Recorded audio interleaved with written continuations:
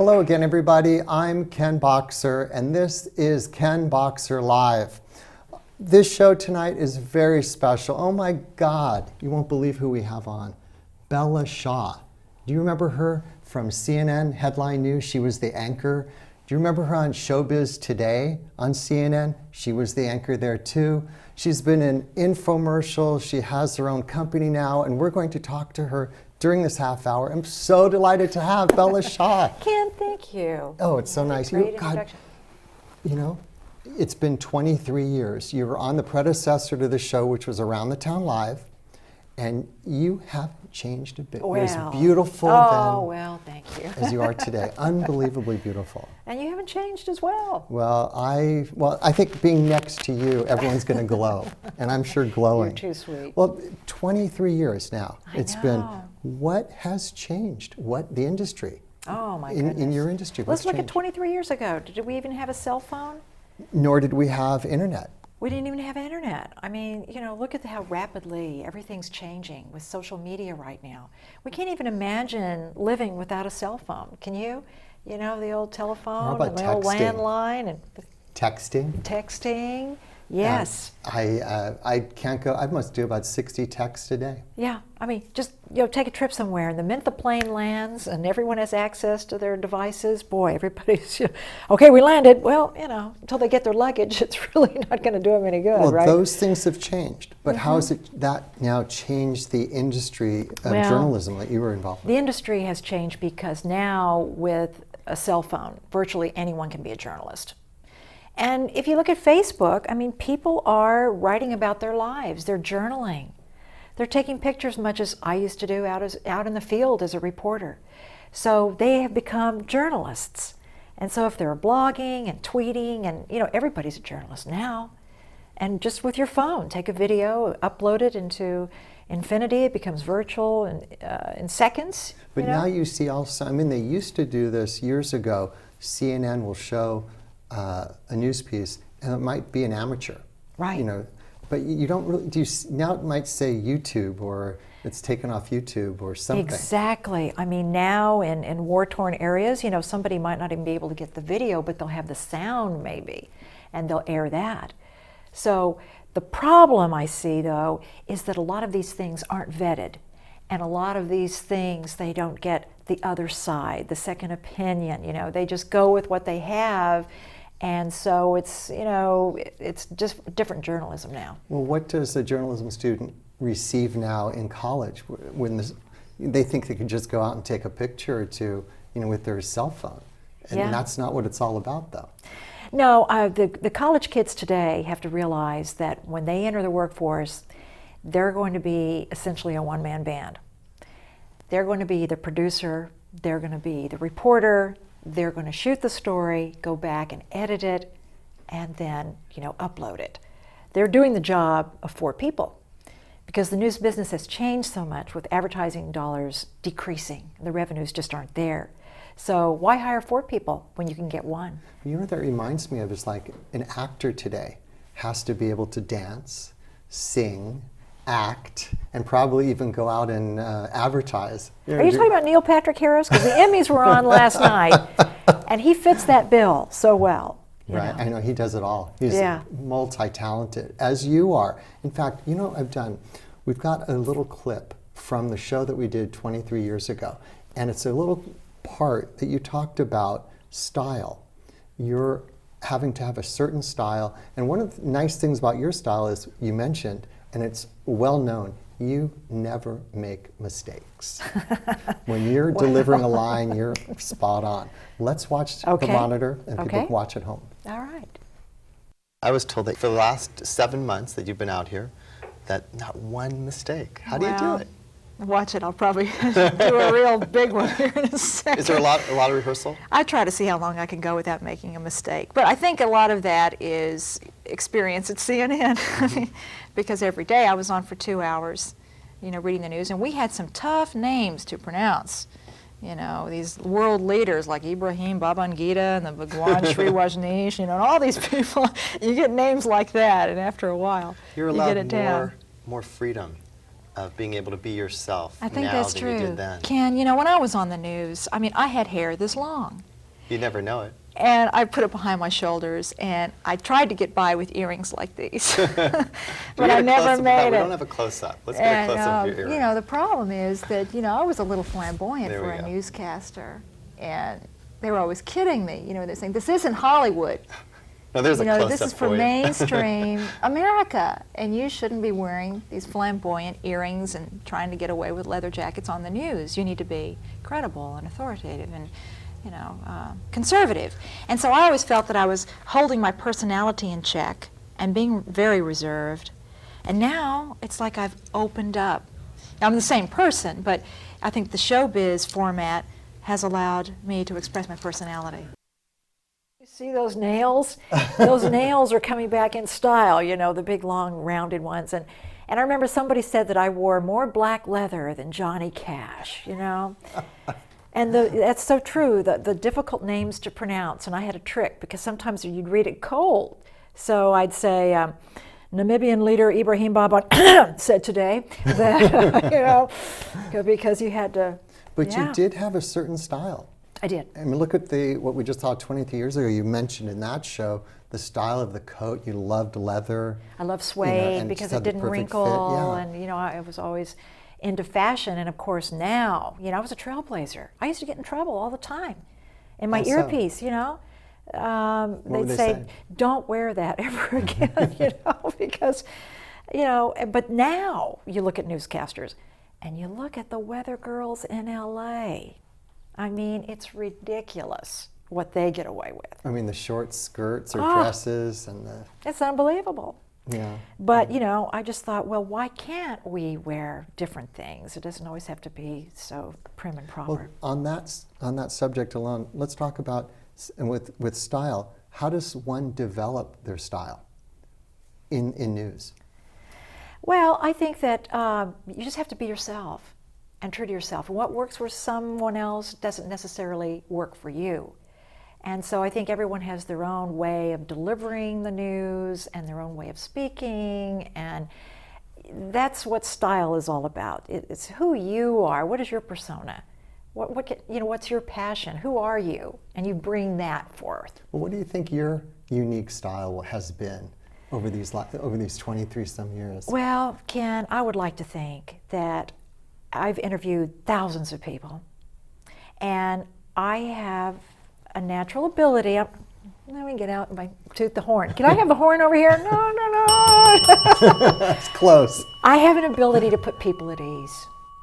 When I'm interviewing people and they come in and they go, oh no, I'm just so nervous. I didn't sleep at all last night. Where do I look? Just look at me.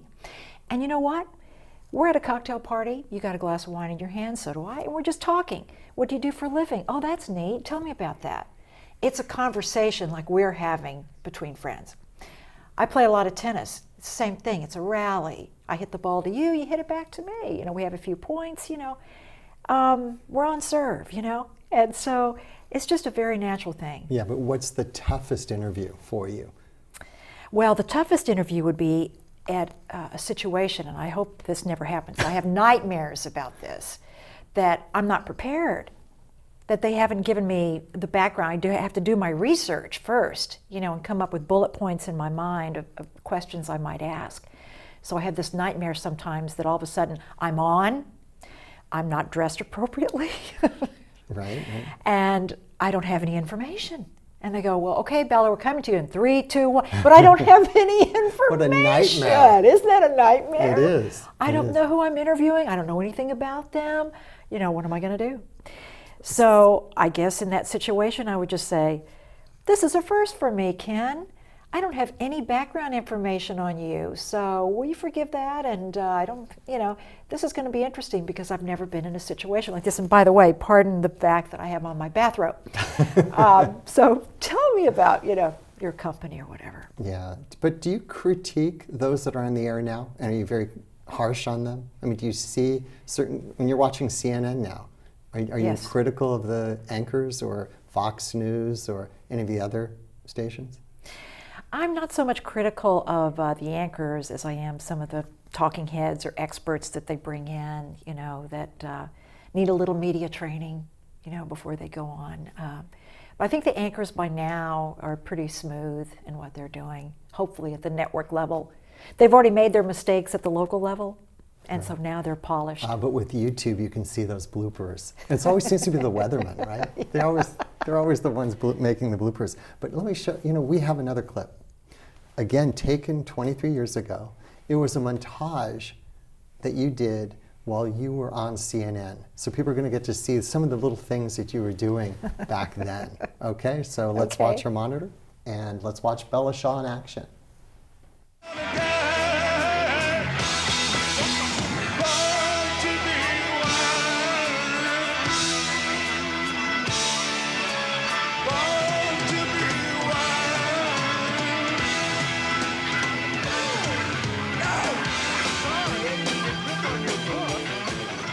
With your red hair, it's fab. Oh, I love Joan Collins in the end of that. Compliment from Joan Collins. You know? Oh, yeah. But what about the glamour? I'm looking at that montage. People are watching it. It's so glamorous, is it not? It was, because, I went to Rodeo Drive and to pick up my jackets, which were from Jean-Claude Gitois boutique in Beverly Hills. And each jacket, I had one that had little door knockers all the way down at 24 karat gold or something. Each jacket was about $10,000 or $15,000. I mean, so I would come in there, and it would be so interesting to see the shoppers who would come in, and they'd like a jacket, and they'd say, "I love that. Can I have it in all the colors, please?" And take it home. Okay, but that's one side of the glamorous side. That's glamour. But it's not so glamorous, is it?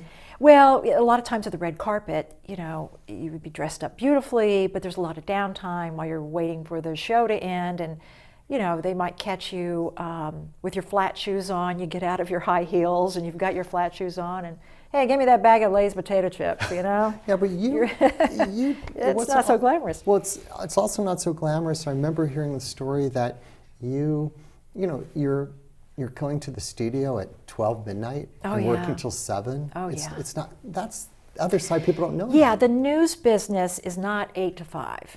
And so you either have the early morning shift, you have to get up at 3 in the morning, or the late night shift. When I first started at CNN, I worked from 11 at night till 7 in the morning. You see, the people didn't know overnight that. shift. Well, we call that the graveyard shift in the restaurant shift, business. and it was like an eternity. It just seemed like, an hour would go by, but you'd look at the clock and only 5 minutes had gone by, and it was dark, and you get off work, it's dark. You come into work, it's dark. Your body clock, I don't think we're set up for that biologically, not seeing the sun and just being tired, not able to sleep during the daytime with all the noises. And so, yes, and when I was first starting out as a reporter, invariably I'd make plans for the weekend. I'd even have airfare, trip booked somewhere. Friday night, I'm getting ready to walk out the door, 3-alarm fire, Bella. Oh, wait, you gotta go, so out you go. Mm-hmm. And then my friends didn't understand. Why aren't you going to the football game? Because I'm working. On Saturday? Yes. Holidays. Again, it's just like the restaurant business. While everyone else is having fun, we're working. We're working. What are you doing for the holidays? I think I'll be working. Right. Well, what do you mean? Well, I've never watched a newscast that was a rerun. Have you? Have you? No. Never. They never show. No. But what about what you're doing now? 23 years ago, we know you were doing that, but you've been doing infomercials. You've been doing some things to help people like me in my other career as a restaurateur, helping small businesses create creating videos for websites and putting them out there on social media. For small businesses to have a video business card, essentially, but we capture what it is that sets them apart from the competition. I mean, everybody needs a website. If you don't have a website, you're in trouble for your business, number one. Number two, on that website, you need a professional video. And notice I said professional, because so many people say, well, my 19-year-old son is a film student at UCLA, and he can do the same with his phone. It's not so much the video quality as it is the audio. That's the tricky part. The audio, because if you just use your phone, it sounds like you're in an echo chamber and it's not professional. So if you're a professional, then your website needs to be professional and you need to have a professional webisode. So we conduct an interview, that's the first step. Second step, we go to that place of work and shoot what we call B-roll. And then we edit that together, and usually they're 4 or 5 minutes long. Now they have the video. I don't understand. What does your company do? Here, look at this YouTube clip. This is what we're all about. And then they can upload it. We have Facebook, Twitter, Infinity, beyond.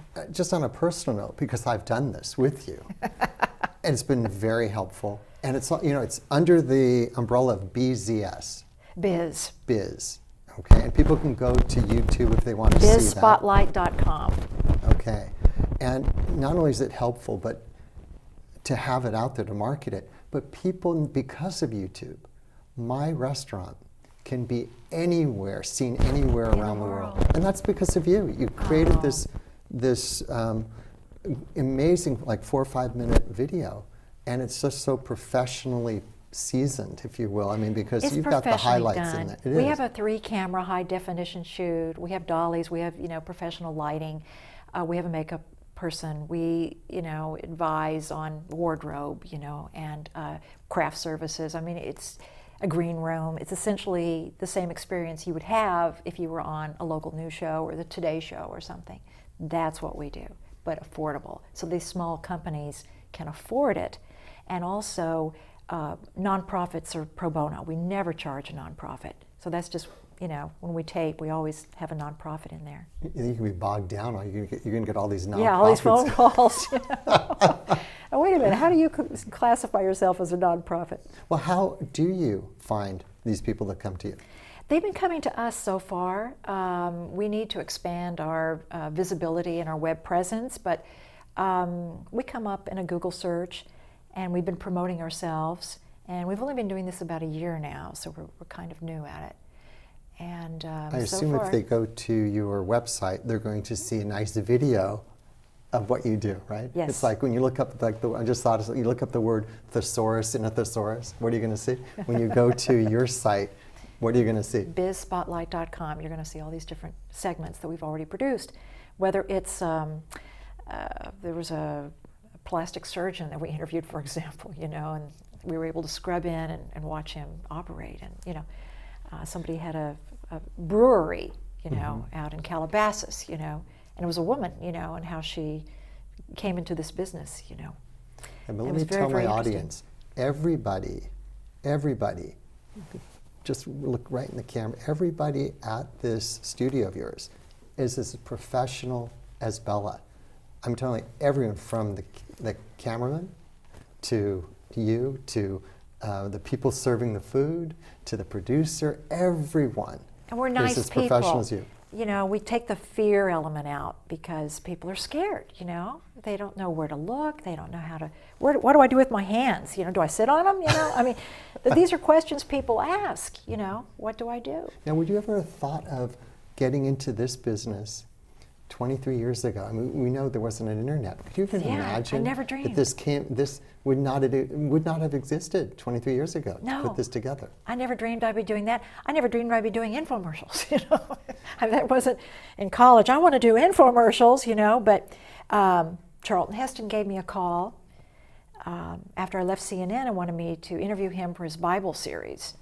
So I got to work with Moses, you know. You did work for him? Yeah. I mean, I didn't know that you did that. That ran for like 10 years. Okay. So suddenly now I became a name in infomercials, you know. I've got one running now. It's short-term memory loss. That was just a joke. Of course, I know what it is. Sebria, short-term memory loss. Oh, but that's what it was? That's what it is. Okay. Because people will tell me, oh, I saw you in an infomercial. What was it? Let me think here. What channel was it on? I don't know. Well, 23 years ago, you mentioned in the show that we did that people thought you were Peg Bundy.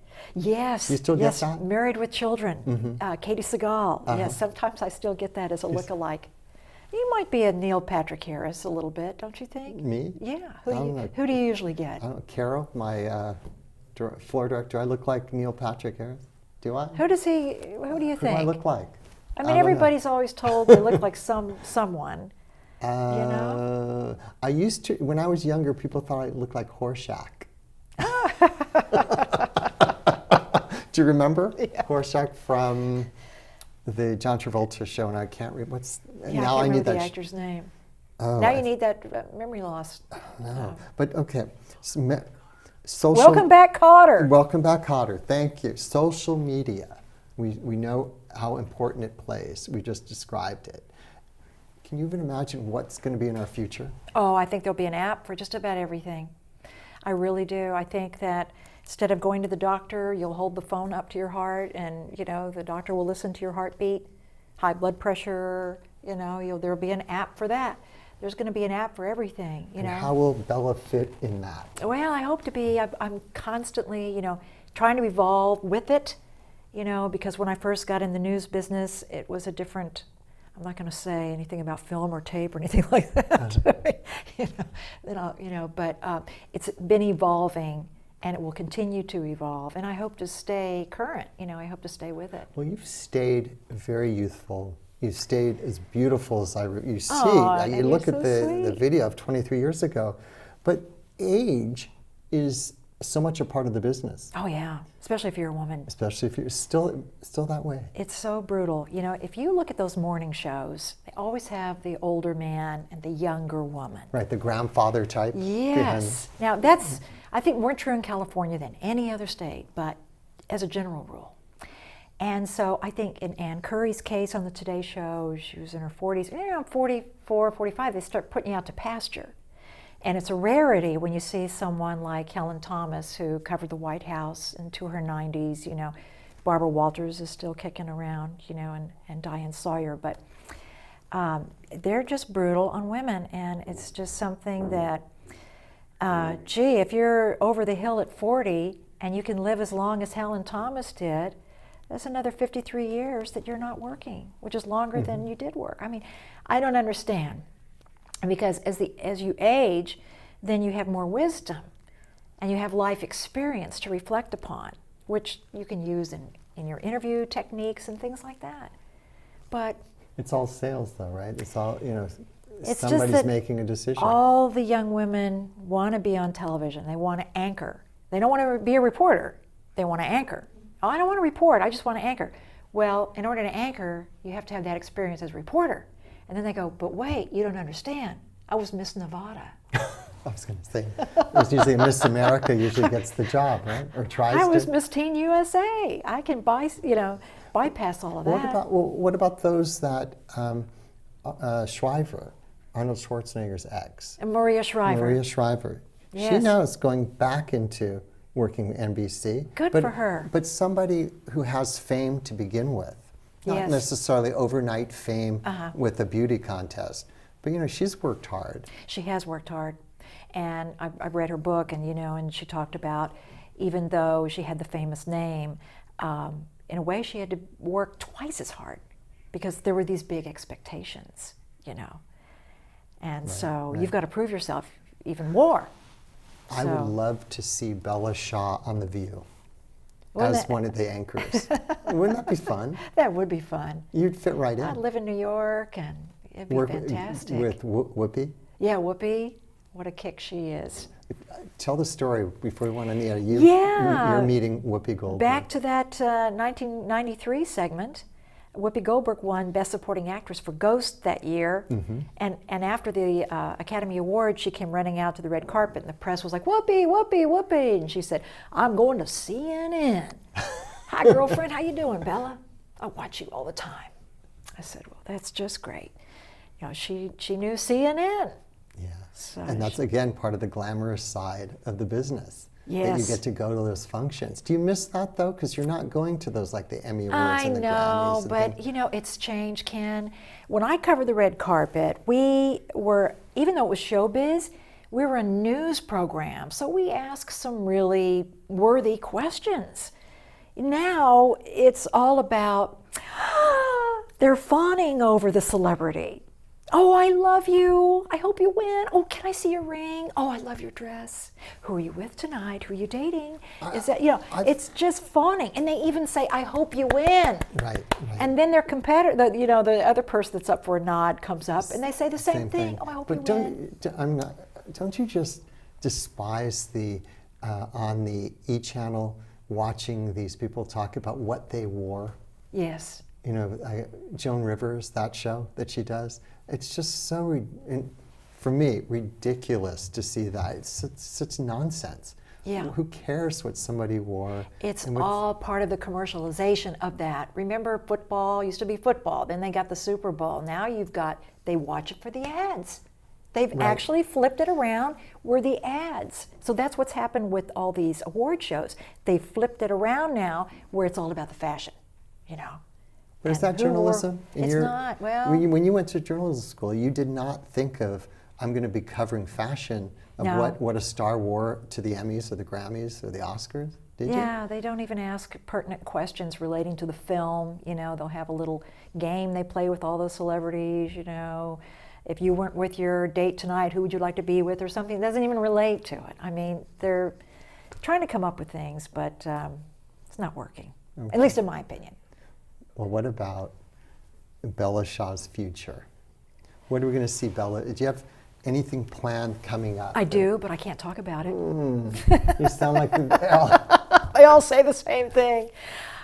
My lips are sealed, but you might be seeing me in a way that you've never seen me before. That's Bella, the time flies.